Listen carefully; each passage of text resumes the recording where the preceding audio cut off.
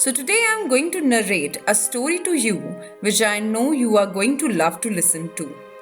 Now, I expect you to cross your arms, put a bubble in your mouth, open your ears wide, and let's begin.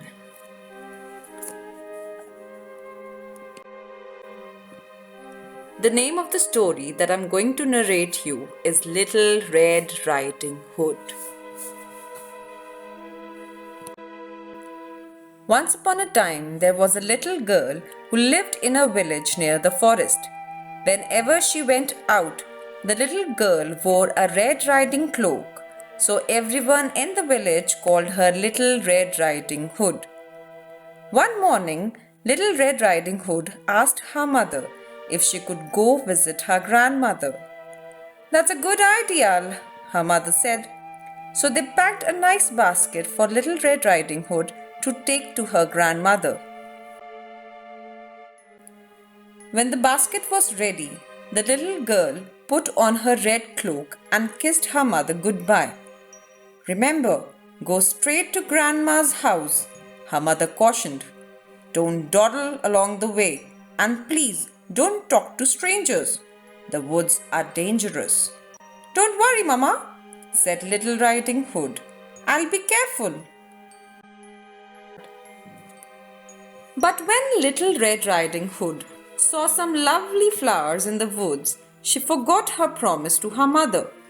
She picked a few, watched the butterflies for a while, listened to the frogs, and then picked a few more flowers.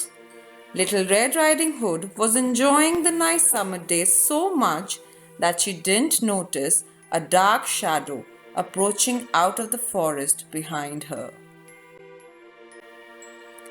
Suddenly, the wolf appeared beside her. "What are you doing out there, little girl?" the wolf asked in a friendly voice.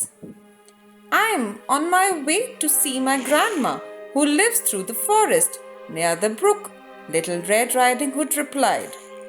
Then she realized how late she was and quickly excused herself, rushing down the path to her grandma's house. The wolf, in the meantime, took a shortcut. The wolf, a little out of breath from running, arrived at Grandma's and knocked lightly at the door. "Oh, thank goodness, dear. Come in, come in. I was worried sick that something had happened to you in the forest," said Grandma, thinking that it was her granddaughter. The wolf let himself in.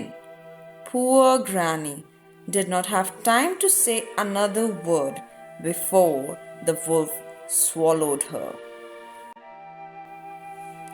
The wolf let out a satisfied burp and then took from Granny's wardrobe a nightgown and a sleeping cap and put on some of the Granny's perfume. A few minutes later, Little Red Riding Hood knocked at the door. The wolf jumped into bed and pulled the covers over his nose. "Who's it?" he said in a voice like Granny's. "It's me, Little Red Riding Hood." "Oh, how lovely! Do come in, my dear," said the wolf. When Little Red Riding Hood entered the little cottage, she asked, "Grandmother, your voice sounds so odd. Is something the matter?" "Oh, I just have a touch of a cold," said the wolf, adding a cough at the end to prove the point. "But grandmother, what big ears you have," said Little Red Riding Hood as she edged closer to the bed. "The better to hear you with, my dear," replied the wolf. "But grandmother, what big eyes you have," said Little Red Riding Hood. "The better to see you with, my dear," replied the wolf. "But grandmother, what big teeth you have," said Little Red Riding Hood. "The better to eat you with, my dear," roared the wolf, and he leapt out of the bed and began to chase the little girl. Almost too late, Little Red Riding Hood realized that the person in the bed was not her grandmother but a hungry wolf.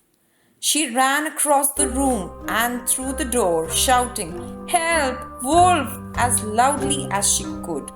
A woodsman who was chopping logs nearby heard her cry and ran towards the cottage as fast as he could.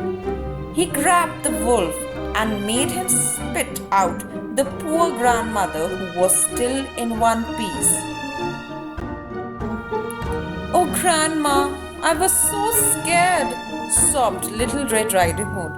"I'll never speak to strangers again." There, child. You learned an important lesson. Thank goodness you shouted loud enough for this kind woodsman to hear you. The woodsman knocked out the wolf and carried him deep into the forest where he wouldn't bother people any longer. Little Red Riding Hood and her grandmother had a nice lunch and a long chat. So, children, did you enjoy listening to the story? But before that, tell me what all have you learned from this story? I think this story wants us to learn a lesson that we should always listen to what our elders teach us and not to trust strangers because they can harm us. That's all for today. Stay safe and stay healthy. Bye.